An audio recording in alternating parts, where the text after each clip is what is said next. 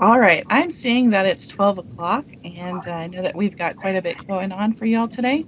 So I think we'll go ahead and get started. Hello and welcome. My name is Christina Crow-Waitmeyer. I'm the Director of Student Initiatives at TBR, the College System of Tennessee. And on behalf of the TBR Accessibility Chairs, as well as the subcommittee of chairs on this training committee, we welcome you to the first in TBR's Accessibility mini-series designed to increase your awareness and knowledge of accessibility. This session is being recorded and will be made available for you to return to as an additional resource in your accessibility work. Thank you so much for being here with us today. We've had over 200 of you register for the training, which we are super excited about. We're excited about your interest and commitment to accessibility and that you're here to join us today. So thank you so much. If you are just joining us, please go ahead and mute your lines. And then as much as we do want to see your beautiful faces, please turn off your camera. This is the one that would allow for us to be able to see you. I'm getting a little bit of feedback as well, so I'll also work on muting some lines as people come in.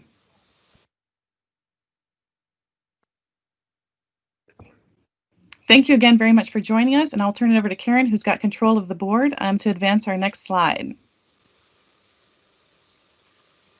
Thanks, Christina. I'm having a little bit of audio sharing trouble, so bear with me and please give me some kind of confirmation that the audio is working.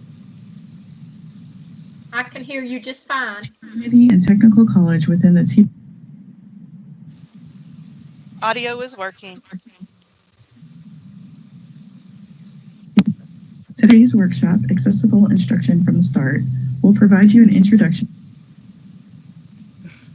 to accessibility through a review of why accessibility matters, examples of what accessibility looks like in practice, and a brief overview of TBR's free, self-paced faculty accessibility course.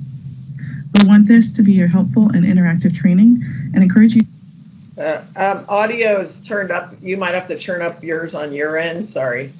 To participate through comments and questions. Patrick will be monitoring the chat, so please feel free to enter any questions directly within the chat box, and he will help to guide them into our conversation today.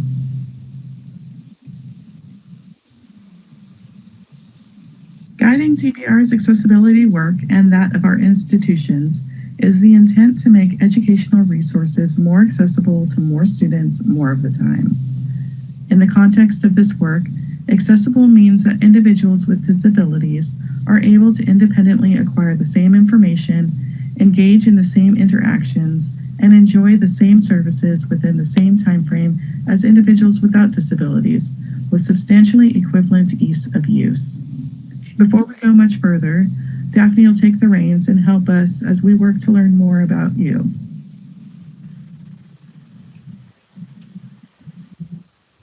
Can everyone hear me? Good afternoon. My name is Daphne Brown and I work for TCAP McKenzie over in West Tennessee. I'm the Student Services Coordinator at our campus and I will be serving as your moderator today. We have a couple of polls that we're going to do right now and I'm going to be typing those live, so bear with me. We'd like to explore who is joining us today and to understand the experience that you have with accessibility. So if you'll look over in the chat, I'm going to create a poll and post it, and it's going to ask what your role is on your campus. Okay, that poll should be showing up in your chat now, so if you would, go ahead and click on the radio dial that best describes you.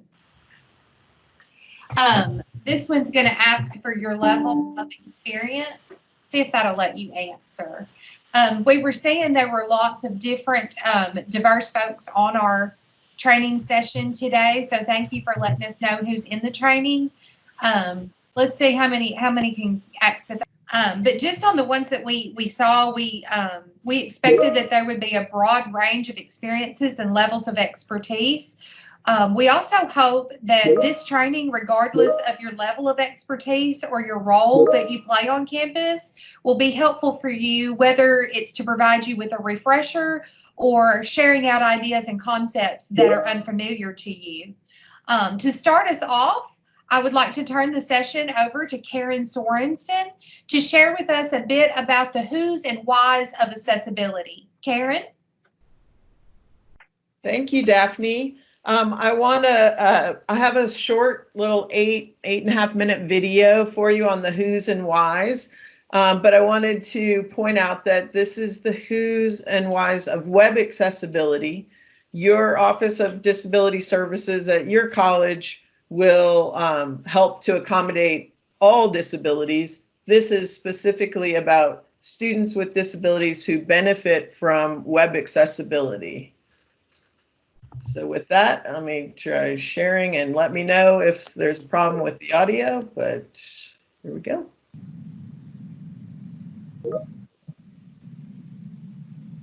The who and why of web accessibility. Give me a couple of minutes to go over the laws. Section 504 of the Rehabilitation Act was the first disability civil rights law to be enacted in the United States. It prohibits discrimination against people with disabilities in programs that receive federal financial assistance. It also allows for the provision of an aid, benefit, or service if necessary for participation in an equally effective manner. A leveling of the playing field, so to speak.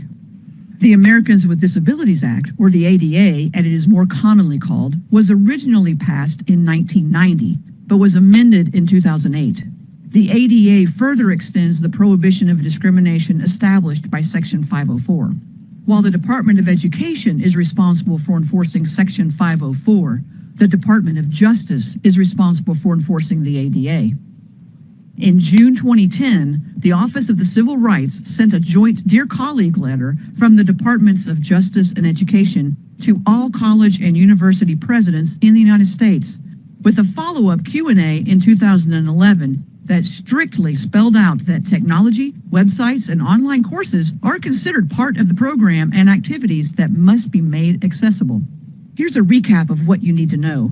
If a student with a disability is academically and technically qualified, they cannot be prevented from taking a college course, even if you don't think they will be successful. Accommodations for the student and modifications of the program or activity may be made, but they must not fundamentally alter the program or activity, and they must provide an equally effective and equally integrated experience for the student with a disability as compared to the rest of the class. And college informational materials and technologies, including websites and online courses, need to be accessible to students with disabilities. So who are our students with disabilities? What do they need in terms of web accessibility? Let's meet some of them. Cody is 19, lives with his fiance, is majoring in philosophy, wants to travel to University of Tennessee to study law. He likes to play goalball and read science fiction, and he's blind. Cody is totally blind and uses screen reading software to operate his computer, navigate the internet, and read electronic documents and websites. Here's an example of a screen reader reading a Word document. The document or website must use real text in order for the screen reader to recognize the text. Notice how the screen reader reads words and page formatting. It also reads image descriptions when they're available. Heading level 1 making math accessible sample document. Link. Heading level 2 unordered list. Steps for problem solving. Level 1. Bullet understand the problem. Bullet devise a plan. Bullet carry out the plan. Bullet look back. Blank. Level 0. Heading level 2 ordered list. Level 1. 1. A rancher wants to enclose 2 rectangular areas near a river, 1 for sheep and 1 for cattle. There is 240 MO fencing available. If the area of the fence is to be maximized, what are their dimensions? Blank. 2.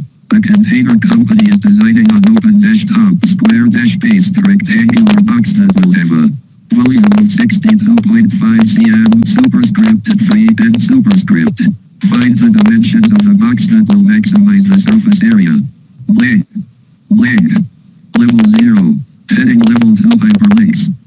The link below is a hyperlink that was inserted in Word. Link Mississippi State. Blank. Meet Jalen. Jalen is a welding student with a full-time job and a family. Jalen has dyslexia. Jalen also uses a screen reader or text-to-speech assistive technology, as it's sometimes called. The type of screen reader Jalen uses just reads electronic text, not the formatting or image descriptions like the screen reader Cody uses. You may be familiar with screen readers like Jalen uses. They are becoming very popular for anyone who wants to listen to a document rather than read it, for whatever reason, disability or convenience. ReadSpeaker, shown in the video, is an add-on tool. Some software comes with built-in readers. Adobe Acrobat Reader has the Read Out Loud function, and Microsoft Word has the similarly named Read Aloud function. Check for them the next time you have to read a long document.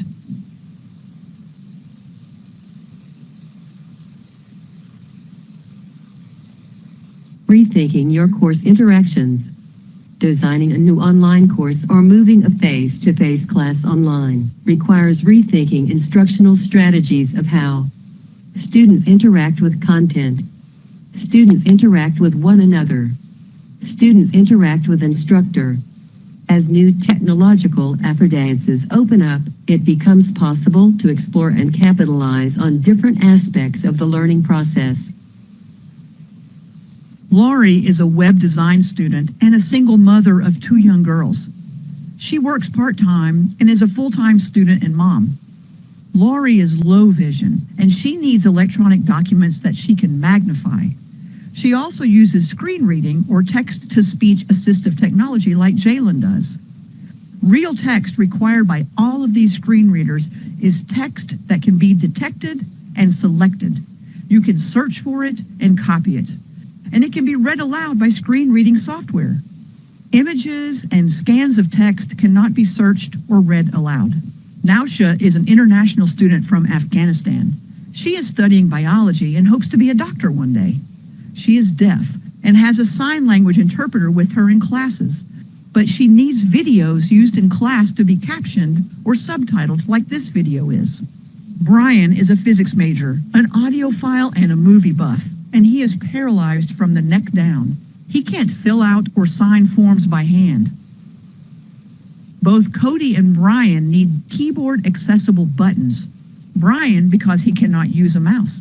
He uses a mouth stick to type. Cody because he can't see the mouse cursor on the screen. Both of them use the computer keyboard keys, specifically the tab and enter keys, the directional arrow keys, the space bar, and software keyboard commands to operate and navigate to the computer. It's important that all the buttons, navigational menus, and links can be operated by the keyboard. Try not using your mouse. Can you navigate a website with just your tab key, arrow keys, and enter? Can you get to the play button of a video and click the space bar to make it play? The tab key will take you to all active buttons and links, so it's a quick way to scan a page. Faith is an English major who loves to sing in the school choir. Faith is colorblind. She usually doesn't bother with getting an accommodation because she just always tells her instructor that she may have difficulty if any of the curriculum depends on color for instructions or has poor color contrast. Both Faith and Cody will not be able to follow instructions that depend on students identifying a color.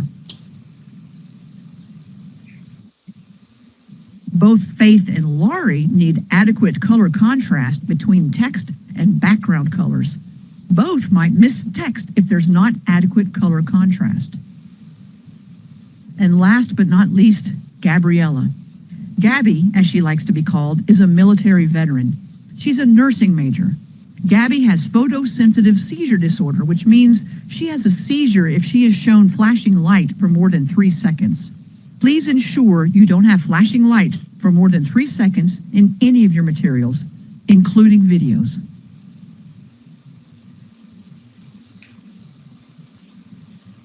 Okay, I'll hand it back to Daphne for another poll.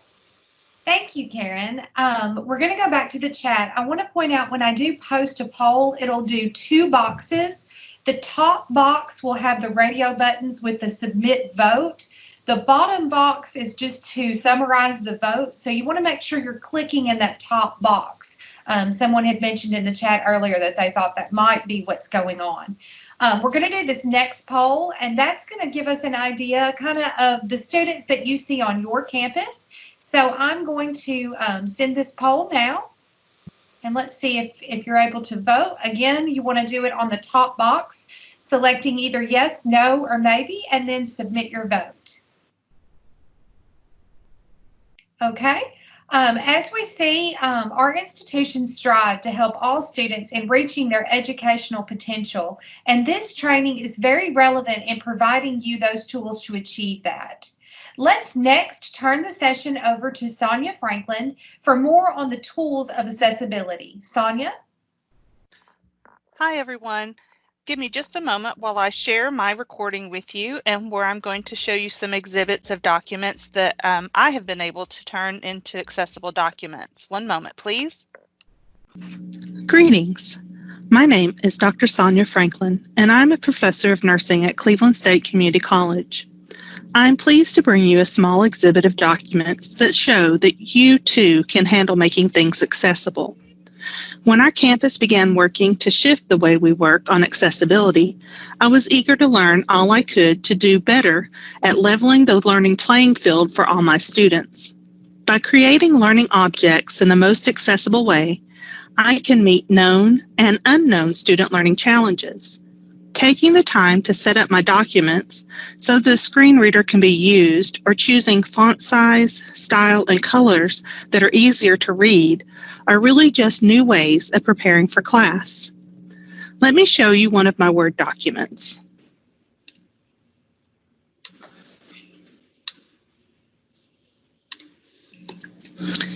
You may notice that this document looks like a table. We often use tables in our nursing program in order to set up calendars and things like that. These can be a little trickier to set up and do take a little bit more work to get them accessible, but it is possible. I like to use the built-in accessibility checkers within the Microsoft Office suite. Let me show you where to locate those. So here in my document, I go to File. I click on Check for Issues here.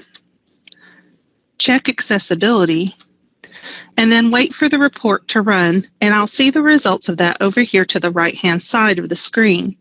You'll notice that this file has no issues found. However, when you first start working on your document, you may see some errors or warnings, along with some tips down here at the bottom underneath the report on how to resolve those. Don't be intimidated. I didn't get everything accomplished all at once, and neither will you. I worked on making my existing documents accessible first and utilized the built-in accessibility checker to see what needed fixed. When I couldn't get an error resolved, I went back to the training modules and watched segments again to figure out what I was missing. Next, I tackled my existing PowerPoint presentations. Once I had all my existing documents and PowerPoints ready for use, I made all of my new documents and PowerPoint presentations accessible from the start. Let's take a look at one of those PowerPoints so I can show you how to check it as well.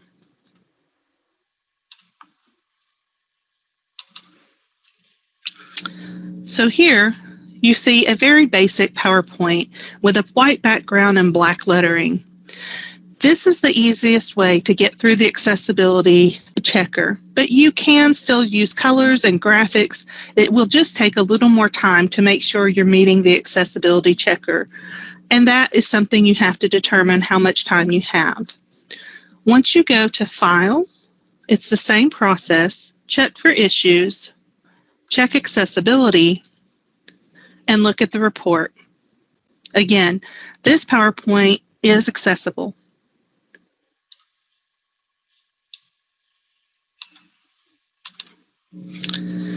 I had been teaching using the flipped classroom for some time.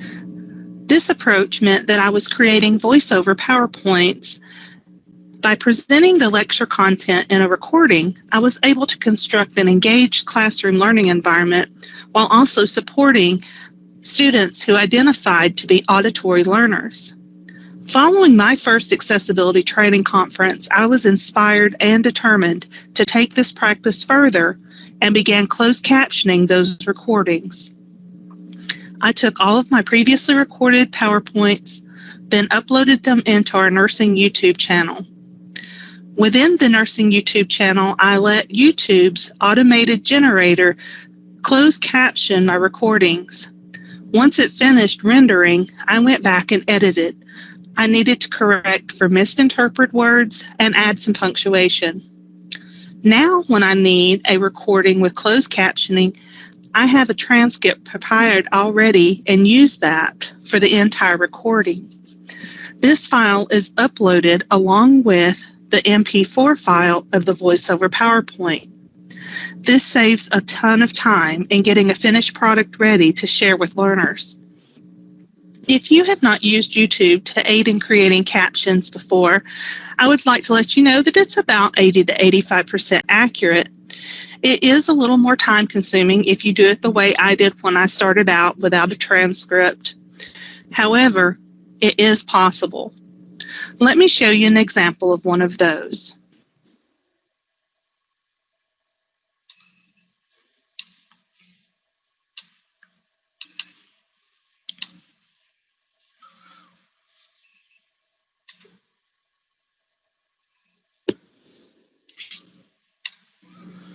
This recording of the health history will go over the components of complete health history and lay out the order. One of the things to keep in mind before beginning a health history interview is to make sure that you have an environment that is conducive to conducting the interview. That means try to remove any distraction in the environment so that you and your patient can have a conversation conducive to collecting the data that you need.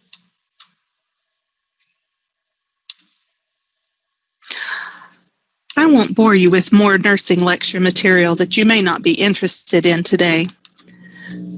If you are participating in this conference series, then you've already taken a positive step toward making important strides that will make a huge difference for all your learners or possibly your coworkers. I hope to see you in a future session and know that you may reach out to me if I can be of any assistance. Now, I will turn it back over to our moderator. Thank you, Sonia, for introducing us to some tools to achieve accessibility. We look forward to future training. We are planning to host future mini-series accessibility sessions that will provide you with further tools and methods to meet your individual needs. We're going to complete another poll, but instead of me placing it over in the chat, I'm just going to have you type yes or no in the chat box. Are you interested in learning more tools to help you in your implementation and your journey of accessibility? Please type yes or no now in the chat box. Wow, guys, thank you so much. There seems to be a lot of demand. We're very excited to have provided you with this mini-series Introduction to Accessibility. We look forward to offering you more in the coming months. Additionally, we want you to know about a current offering through TBR. Christina, do you want to let everyone know about the accessibility training course offered by the Tennessee Board of Regents? Thanks, Daphne. I super appreciate that. And I super appreciate all the positive yeses that we received in the chat for interest in upcoming and trainings and tools to utilize. I'm going to give Karen a chance to bring back up our presentation so that she can share our screen and we'll get started. I'll share more information with you all about our accessibility training. We know there's a great deal to know about accessibility and how to incorporate it into your courses and workflow. Through Tennessee eCampus, TBR has a new faculty accessibility training course available to all faculty and staff of TBR institutions. Engaging in this course will help you to understand civil rights issues that surround accessibility and empower you to design learning experiences that promote inclusive learning environments. You'll learn about the principles of accessible design, development, and delivery of asynchronous online courses. These important aspects of accessibility will enable you to address challenges and reduce barriers faced by learners related to access, success, and completion. Through the training, we'll go in depth with concepts that Karen shared, learn the details of Sonia's tools, and so much more. You'll learn to recognize how learners with disabilities often face academic barriers to access, success, and completion. understand the faculty role in reducing barriers for students with disabilities. You'll be able to utilize the principles of universal design for learning in designing online learning experiences. You'll be able to identify Section 508 standards and Web Content Accessibility Guidelines 2.0 to develop accessible learning materials and experiences. And you'll also be able to determine the appropriate tools and techniques to use based on the content within a course. Despite the name, you do not have to be a faculty member to be enrolled in this training. In fact, the team at Tennessee eCampus designed this training to be comprehensive and thorough in design, so that it can be helpful to anyone, regardless of their knowledge of accessibility. This training is entirely self-paced so that the learner can spend as little or as much time needed within each individual module and lesson. Once you're registered, you'll have access to the training 24 hours a day, 7 days a week through the D2L LMS. If you're just beginning to work in accessible design of coursework and workflow, you might expect to put about 8 hours into this training. You may also pause and restart this training at any time so as to participate when and as you are able to. Finally, you can revisit the training and refer back to any part of the training as the need arises, just in case you need a refresher. To access the TBR Faculty Accessibility Training course, you'll want to visit elearn.tbronline.org. Near the bottom of the page, once you've completed the faculty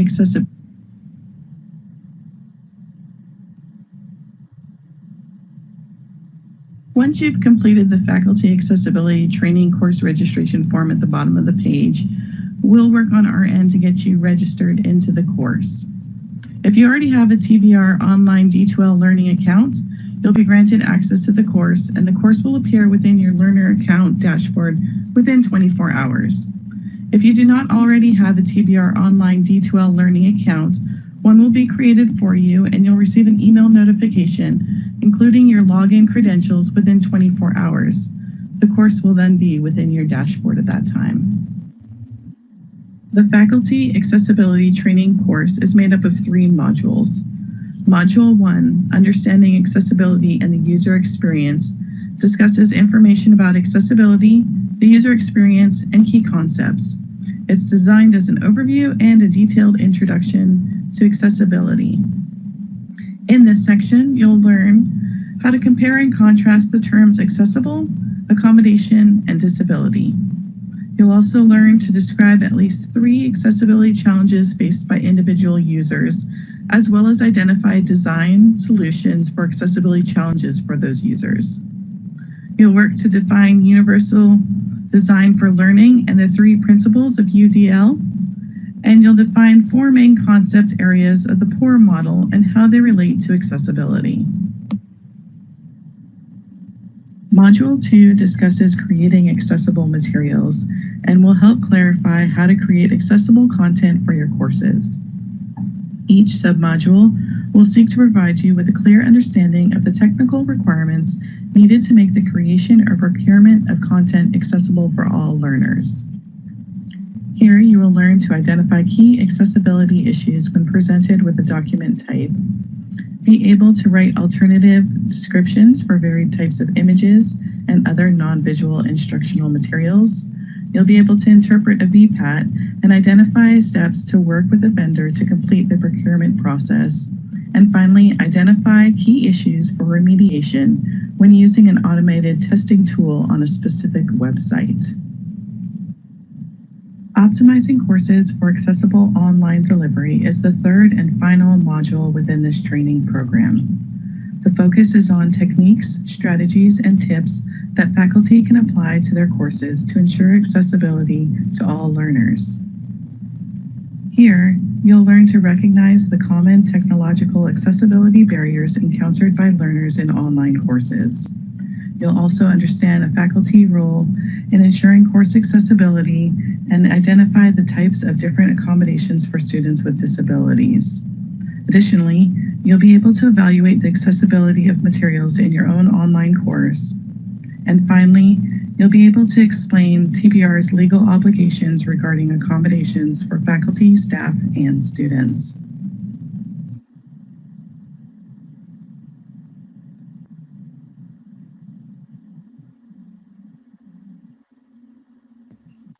At this point, I'm going to turn it over to Daphne to help us wrap up.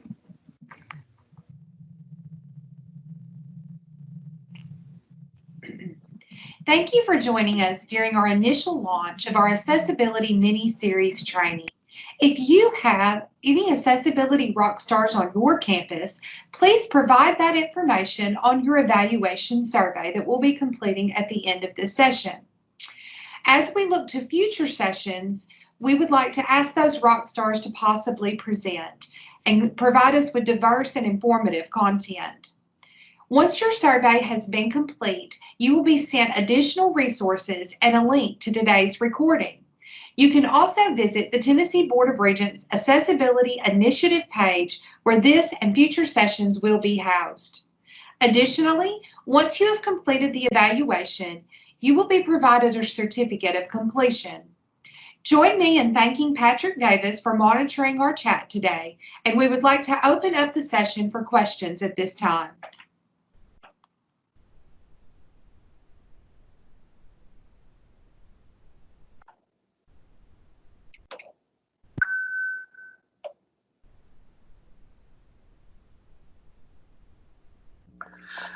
We did have one question that that was addressing about the equation writer in D2L.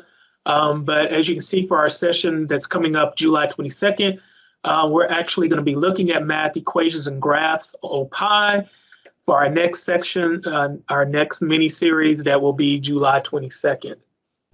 So definitely for those who are interested in accessible equations and other math formulas, that will be a very good session for you all to participate in.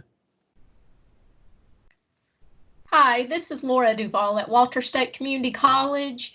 I have a question about ReadSpeaker and text aid for D2L. How does that work? Does anyone have the cost or any experience with that at their school? Thank you. Hi, this is Karen from Pellissippi State, and I am the one that demoed the ReadSpeaker, and I don't know the cost. It is a plugin that doesn't come with Brightspace, but you can. It's a plugin that can be added, is anybody on the call who knows the costs involved in that? I don't know. This is Patrick from Jackson State Community College. We also use the ReadSpeaker. It is based on your FTE. So as far as the cost, it is a TBR contract, but I do know it's different for each institution based on your FTE.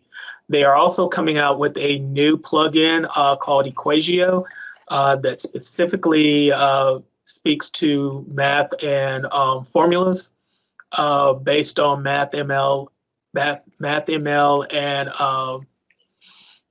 TextLE, if I'm getting the acronym correct.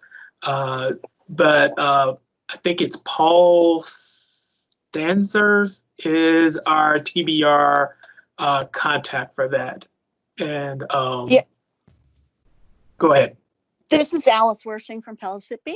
Pellissippi has been using the ReadSpeaker plugin. We've had it almost a year. There's three components to the product. One is a listen option for where content is placed into the content area in D2L using the HTML editor. Then there's also a document reader. So if you're uploading documents into Brightspace, where the students, or where we typically go to at the bottom of the screen to print or download a document, the doc reader opens and the full form of text edit is there for reading. Then the third component is the web reader.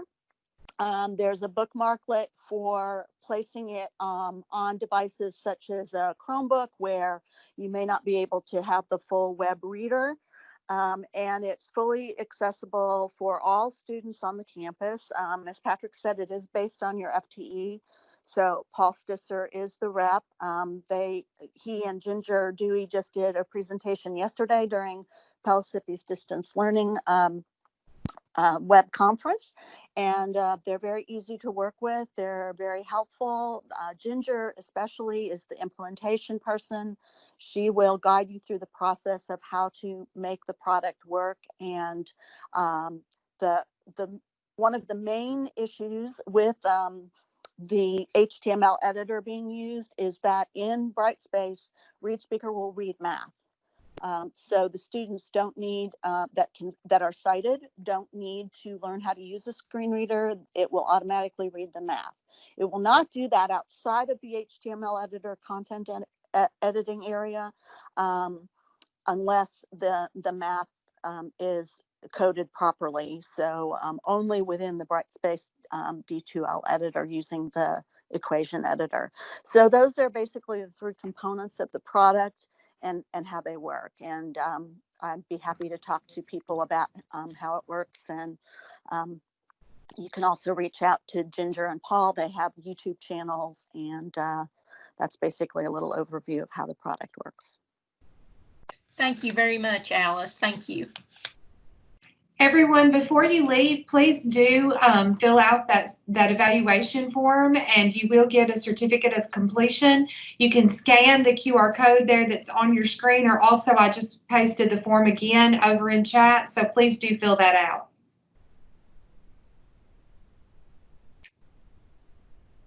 Hey, Patrick, I wanted to address, this is Karen Sorensen, in the chat after the people with disabilities, somebody had posted that they see Karen McCall-Dale, that she sees more students with ADHD and ADD. And I just wanted to acknowledge that and say that there's not really an accessibility standard for a web accessibility standard for ADD and ADHD that I know, but I know that like Microsoft Word has a distract-free reader, an immersive reader that can be of help.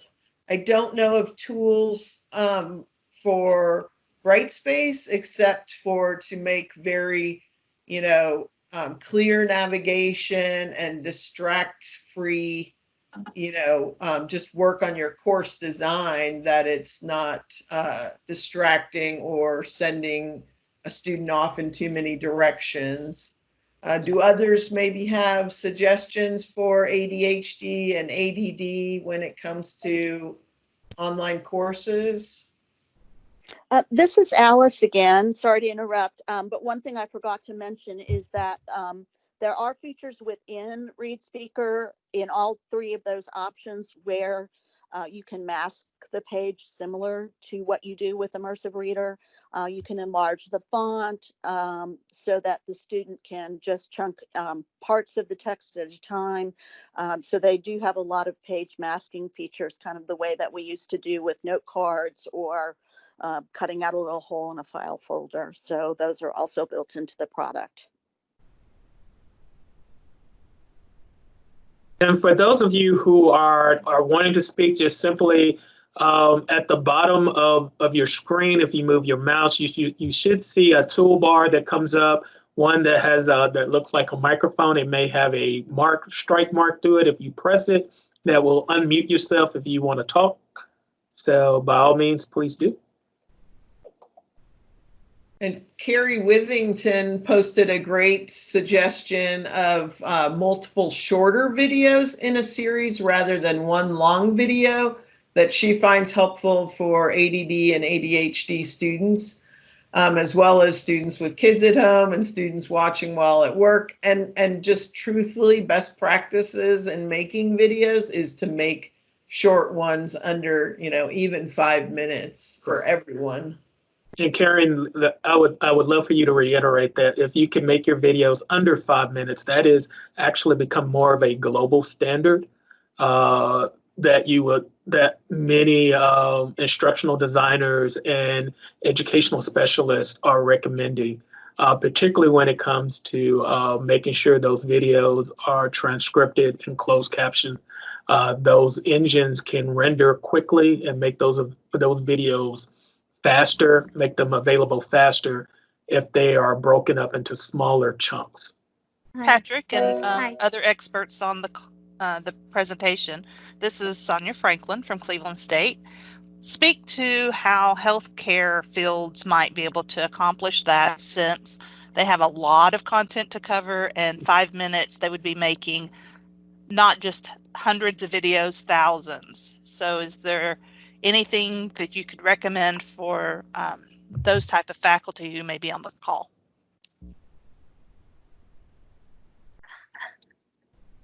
Hi, can you hear me? Yes. Yes. Okay, this is Karen, and I've been, I've worked with this and worked with students with it. I'm in the arts and in music, and also am an instructor that wasn't diagnosed until late with the ADHD, ADD. And it's not as much the videos. If there is a longer one, which we do use, like there's maybe a 20-minute TED Talk or a symphony or something longer, we just give them some pointers in a discussion of things to look for, and if that person knows that they're looking for the specific thing and it's not just a long ongoing thing, that helps. And it's even better than cutting it up in small segments, because a student might not even get back to where they were to find the other segments. It's just a lot of struggles. I'm working on becoming a coach with that, so maybe I can share more as I get my materials more organized where where normal people understand them. But also just wanted to share with that it's not so much the videos as the documents. When we make like our syllabus accessible, and you take out the spaces and the color and the larger print, it works great for the readers. I've had one student in like over 30 years of teaching that had a reader. But it makes it difficult for those students with those hidden kind of disabilities to find the information quickly. It's there and they can find it, but generally you have to kind of point it out because it's all just, the same size, black and white. So, I have them use their highlighters and their markers and things of that nature that helps. There are tools that help. As I said, I'm working on becoming a coach with that. So maybe I can share a little bit from a viewpoint of somebody who's been there, done that, was a high achiever, and had to make it work. But still, it takes them twice as long because you always have that thing you missed and go back and get it kind of thing. So just wanted to share that sometimes when we make it very accessible for the readers and for other things, it really takes it the other direction for some of the disabilities. And so I've tried to work with that. Like I said, especially in the arts, we have many autistic students with various levels of different things that they can excel when they get the right tools, and we just work with them to get that. So sorry to talk so much. That's another thing about it. When you start talking with this, you just keep talking. We're ever talkers, overthinkers, ever talkers. But thank you all so much. And that's it. All right. Thank you. Also, can I interject? Sorry, Patrick, can I interject just before we change subjects? Sure, go ahead. Karen, I just wanted to say, and maybe Sonia has more to add, but in future sessions, you do not have to take out. As a matter of fact, I would discourage people from taking out spacing, you just need to create it properly in Word. So don't use the space bar to create all the blank space. If you use tabs and line spacing, you can definitely keep that chunking, and don't take out images. You can add alt text. So I would say, we could do a session on Word documents or other document types, and just show people how to keep it interesting. But there's also been, I hope people are watching the chat, because I love getting faculty together, because there's so many great ideas that people have been putting in the chat too. So anyways, thanks, Karen, and we'll take you up on presenting. And thank you. And going back to the other question about healthcare and videos, particularly if you are discussing and covering large quantities of information, you could still break it up by if it's not 5 minutes, look at putting all the topics the same and kind of doing a video discussion. You can be creative where if it's just necessarily not all video, if it's about terminology, you can do a video just on terminology when it comes to healthcare, and then do another video on technique, and then do another video where it's more clinical. So you could create subtopics, and even though they'll be more than 5 minutes, or you can do videos just on demonstrations. It's all about creativity and how you outline it out. When it comes to video, I know it may take longer, but think about storyboarding. And even with what and how you're presenting your content, think about how you're still telling a story with your content. So it's just those little techniques. It's all trial and error. So I hope that answers your question as well. But great question.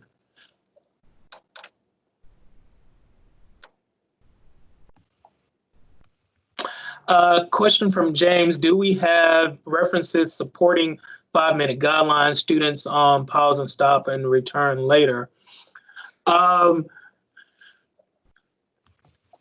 know we do. I will just have to go get those references off the top of my head, but it just speaks to how our students learn, and the same references that are used to more or less when it comes to keeping a student's attention span. We have to remember that our students are necessarily not in the classroom with us. So when we're the sage on stage, we can hold a student's attention, or at least we think we can hold the student's attention, as long as they're not, if they're at least looking engaged and they don't have their cell phone in front of them. However, when it comes to online and hybrid, where it's more remote, the control the student has, we got to remember the student has more control.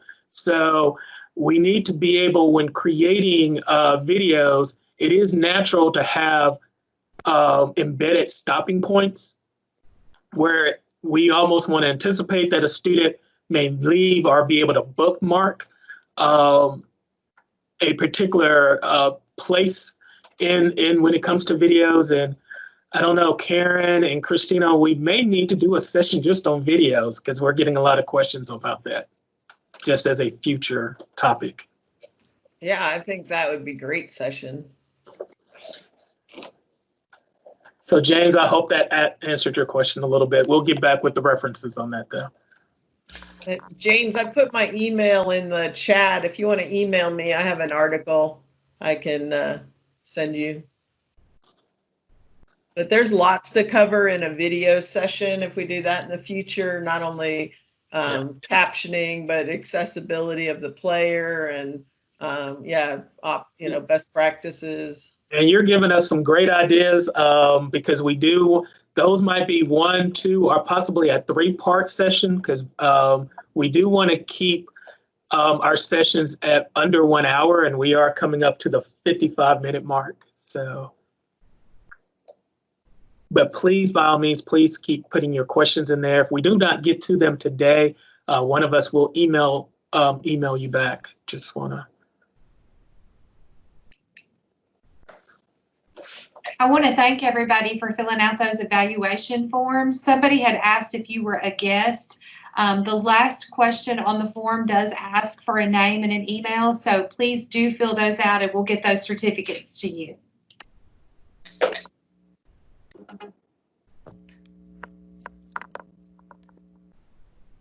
We wanted to send everyone away today with basically the understanding that accessibility is important and that it is possible, regardless of your role, that you can make your items accessible, and that we have support in place to try and help you with that.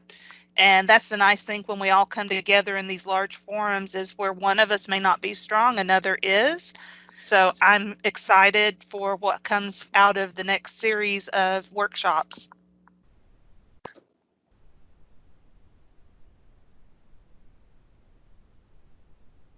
Well said, Sonia. I agree. I agree as well.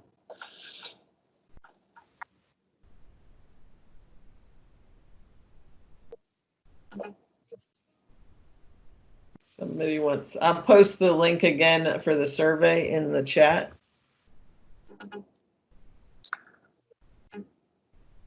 And Christina, could you post the link to the accessibility course in the chat as well, please? Absolutely, I'll do that now. Thank you.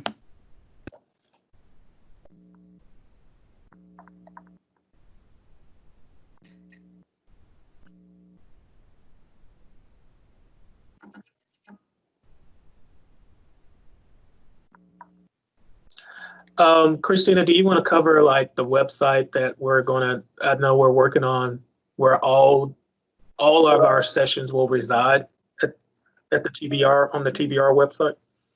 Yeah, great. Thanks, Patrick. So I posted it earlier within this chat, but if you go to the Accessibility Initiative webpage on TBR, at the top of the Resources tab, which is on the right side of the screen, there's an informational tab that says, and a link that says Training and Workshops. If you click that link, and I see somebody sharing their screen, so thank you for that. If you go to Accessibility Initiative, up on the right side where it says Resources, that top, yep, there, Training and Webinar Resources, if you'll click there, that's where we will house our trainings and our recordings for these sessions, as well as any supplemental information and resources from this training. And then you can also, if you'll press the back button, we'll allow and scroll down a little bit there. Campus training information, it's linked there, as well as webinar training and resources. And then you can register for the TBR accessibility training course through that link there. That'll take you to the if you'll click that for me, please. That'll take you to elearn.tbr.online.org. Sorry, I put too many dots in there, but elearn.tbronline.org. And that's where you'll complete that faculty accessibility training course registration form. Again, you will need to register, and you'll need to give us a little bit of time to verify if you've already got a D2L account under the TBR system office, and then we'll get that training either uploaded within that, within your D2L account, or we'll give you access to a whole new TBR D2L account with the course embedded inside.